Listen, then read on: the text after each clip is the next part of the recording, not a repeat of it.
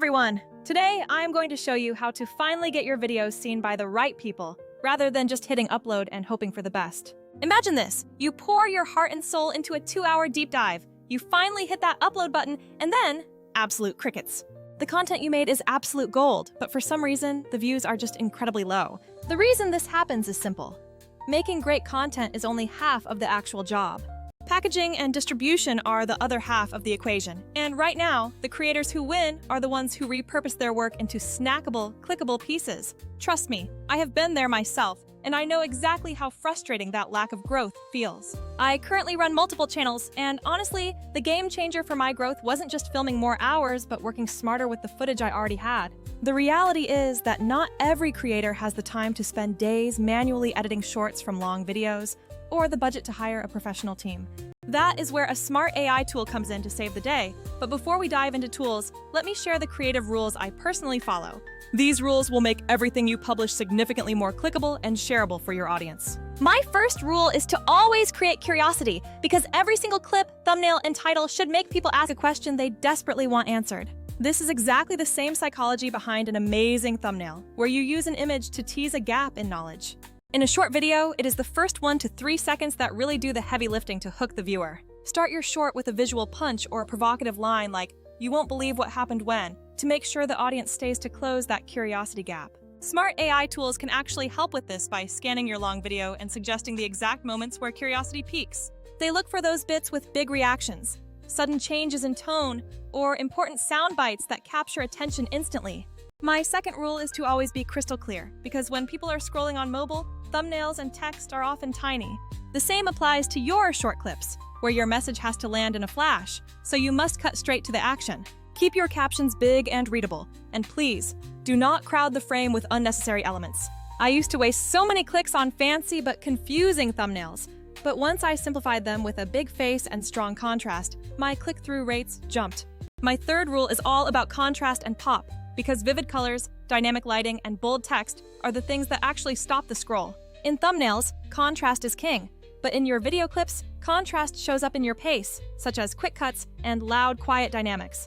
When you layer that with a tiny, punchy caption, your short becomes truly thumb-stopping for anyone scrolling past. All right, let us get practical, and I will walk you through my usual flow for turning a long video into a set of viral-ready clips.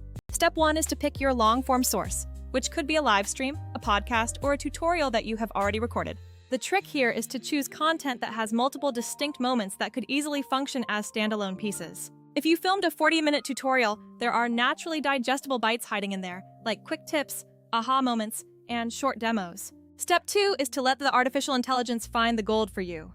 While some older tools require manual scrubbing or clunky markers, modern AI automatically scans the footage and highlights potentially viral moments for you. These are the places with spikes in energy, laughter, or dramatic reveals, which saves you hours of manual work. I used to sit and scrub a 90-minute video looking for those gems, but now the technology hands me the timestamps immediately. Step 3 is to preview and fine-tune what the AI suggests.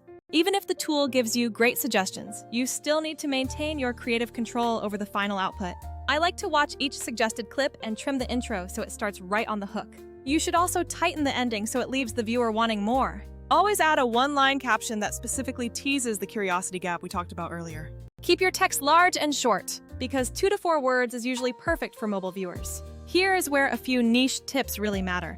Like if there is a strong reaction shot, you should crop tighter to the face. If it is a demonstration video, you must keep important visuals centered and clear for the viewer. You also need to check your audio levels, because bad audio kills retention faster than anything else.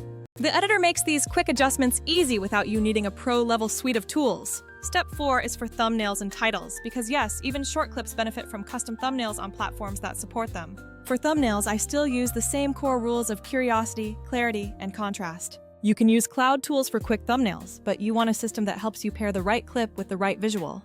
Focus your time on the hook and the first 3 seconds of the clip, as that is where your success is truly determined. Step 5 is to schedule and scale, which is the boring part people hate, but is actually a massive growth lever. Automated scheduling is amazing for creators who do not want to sit around and babysit uploads all day. You can set how often you want clips to go out, and the system will automatically queue them based on your settings. No more manually dragging files into each social platform one by one. Combine that with a content calendar view, and you can see weeks or months of posts at a single glance. Now, let us be real about other options because traditional editing software is incredible, but it demands time and skill. Some tools are great for text-based editing, but their automatic clip finding is often manual and not always reliable. Other mobile apps are cool for quick edits, but they are still very hands-on if you have dozens of long videos to process. You need a solution that bridges the gap between automated discovery, quick editing, and scheduling. One thing I love to do after the AI suggests clips is run a fast polish pass for color and audio. You do not need to overdo it, because subtle boosts are usually much better than heavy-handed editing. If you want to keep brand consistency, create a template for your intro and outro stingers and apply it to your batches. You can roll out 100 clips that feel cohesive without spending hours of manual work. Here are some quick pro tips. Always hook your audience in the first 1 to 3 seconds. If that doesn't exist, trim or reframe the clip so you can create that necessary hook. Always add captions, because over 80% of short video viewing happens with the sound turned off. Make that first line big and bold so it grabs attention immediately. Keep your clips between 15 and 45 seconds for most platforms to maximize engagement. Longer clips can work if the platform rewards watch time, but short and punchy is generally much safer. Test your thumbnails by screenshotting the mobile feed and pasting your thumbnail to see how it looks at actual size. Reuse your best clips across different platforms with slightly different crops or captions to avoid fatigue. If you are curious about how this looks in the real world, here is a mini walkthrough. I uploaded a 50-minute podcast episode, and the AI flagged 7 great moments. I opened each suggestion, trimmed the intro to hit the hook, added a caption, and boosted the audio.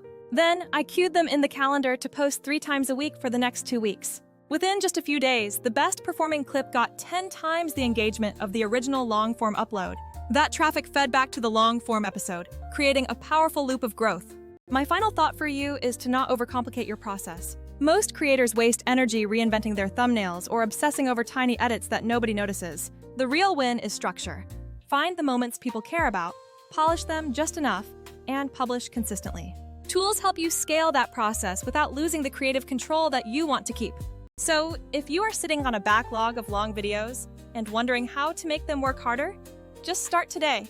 Pick one long video, let the system surface the highlights, and tighten those highlights to 15 to 45 seconds. Add your captions, a thumb-stopping title, and schedule them to go out across your channels. You will be surprised by how quickly your reach starts to grow. If you liked these tips, hit like or save this for later, and I will drop more workflows about growth hacks for creators. Thanks for watching, and peace.